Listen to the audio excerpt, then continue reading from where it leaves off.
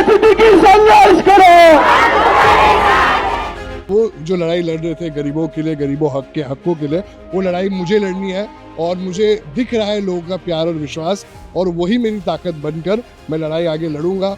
मेरे पिताजी के लिए, लोगों के प्यार के लिए जरूर लड़ूंगा और जरूर जीतूंगा। कि आपके पिताजी की जो दुखद मौत हुई और उसकी जांच प्रक्रिया पूरी चल रही है, लॉरेंस बिश्नोई का नाम सामने आ रहा है, आप कैसे उसको देख पा रहे हैं? मुंबई पुलिस से मेरे बहुत सारे प्रश्न हैं।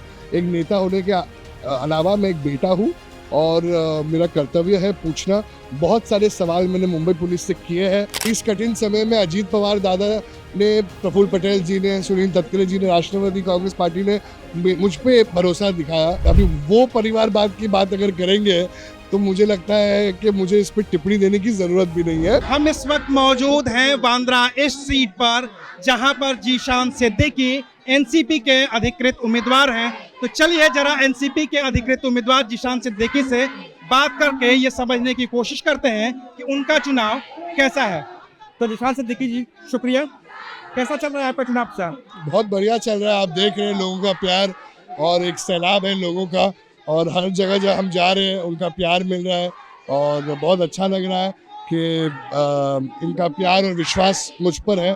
और आने वाले दिनों में भारी मतों से एक रिकॉर्ड ब्रेकिंग विक्ट्री हमें राष्ट्रवादी कांग्रेस पार्टी को मिलने वाली है। कितना मुश्किल ये चुनाव, क्योंकि बाबा सिद्दीकी एक बहुत बड़े फिगर थे, पॉलिटिकल फिगर थे, आप उनके साथ थे, आपके साथ थे, और अब जब वो नहीं है बाबा सिद्दीकी, तो आपके लिए ये कितनी बड़ी चुनौती है?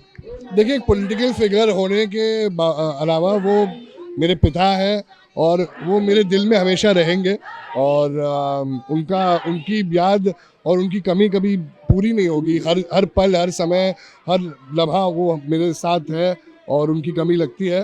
पर वो जो लड़ाई लड़ रहे थे गरीबों के लिए, गरीबों के हकों के लिए, वो लड़ाई मुझे लड़नी है और मुझे दिख रहा है लोगों का प्यार और विश्वास, और वही मेरी ताकत बनकर मैं लड़ाई आगे लड़ूंगा।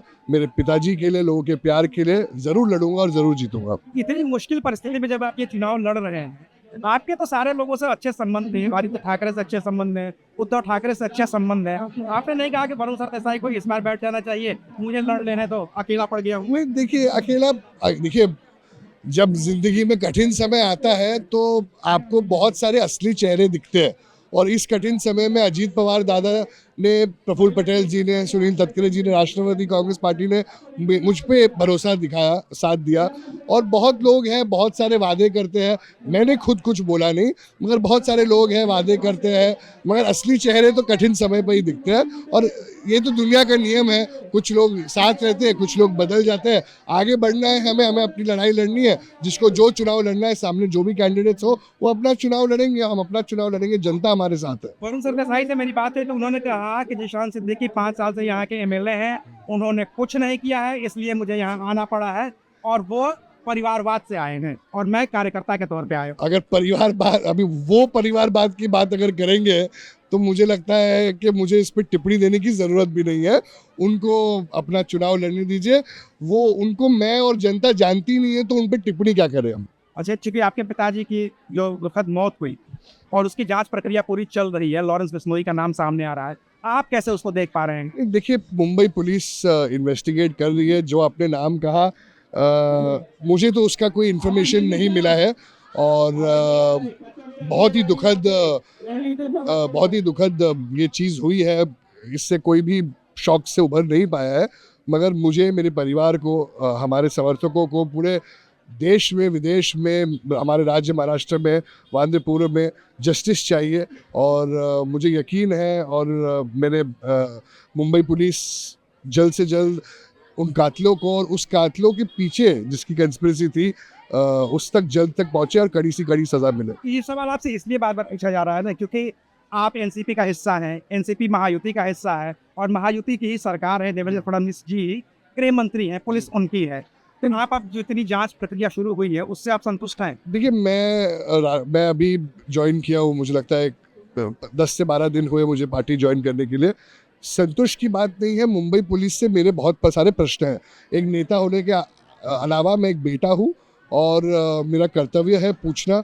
बहुत सारे सवाल मैंने मुंबई पुलिस से किए हैं, कुछ जवाब मिले हैं और कुछ जवाब नहीं मिले हैं, पर मुझे जवाबों से ज़्यादा एक्शन चाहिए।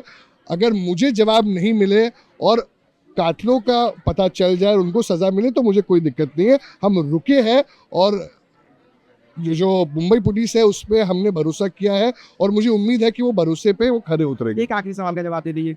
अभी आपने कहा कि आपने 10 दिन पहले ही ये पार्टी ज्वाइन, जी, ये नौबत क्यों आई? ये नौबत आई क्योंकि जैसे कुछ लोग कह रहे हैं कि हमने काम नहीं किया।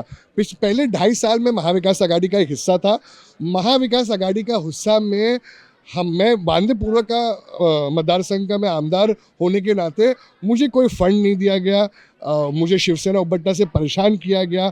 बहुत सारी ओपनिंग्स मेरे ऑफिस के बाजू में होती थी, मुझे न्योता नहीं मिलता था। सरकार में होने के बाद भी मुझ पे अत्याचार होता था, तब भी अजीत दादा पवार ने मेरा साथ दिया। और इस कठिन समय में जब बहुत लोगों ने मेरे और मेरे परिवार के फीलिंग्स के साथ खेलने की कोशिश की, तब भी राष्ट्रवादी कांग्रेस पार्टी, अजीत पवार दादा, सुनील तटकरे जी, प्रफुल्ल पटेल जी, उन्होंने इस कठिन समय में बांदीपुर की जनता को सुनकर मुझ पे विश्वास दिया। मैं उनके लिए हमेशा उनसे आभारी रहूंगा। आपसे ये कहा जाता है कि आप जीशान सिद्दीकी उस पार्टी का हिस्सा हो गए हैं जहाँ पे जिसके लिए कहा जा रहा है कि वो बटेंगे तो कटेंगे वाला नारा लगा। अजीत पवार जी एक ऐसे व्यक्ति है, राष्ट्रवादी कांग्रेस पार्टी एक ऐसी व्यक्ति है जो हमेशा सेक्युलरिज्म में बिलीव करते हैं। और कांग्रेस पार्टी और शिवसेना उबट्टा ने तो जिंदगी भर कुछ ना कुछ बोला है। हम तो यही कहते हैं, हम विकास की राजनीति करते हैं। राजनीति भी नहीं करते, हम विकास करते हैं और विकास के काम से आगे बढ़ते हैं और लोगों के दिल जीतते हैं। धन्यवाद। ये थे जीशान सिद्दीकी, एनसीपी के उम्मीदवार, जिन्होंने कहा कि हम विकास करते हैं और विकास की राजनीति करने के लिए ही यहाँ पर आए हुए हैं।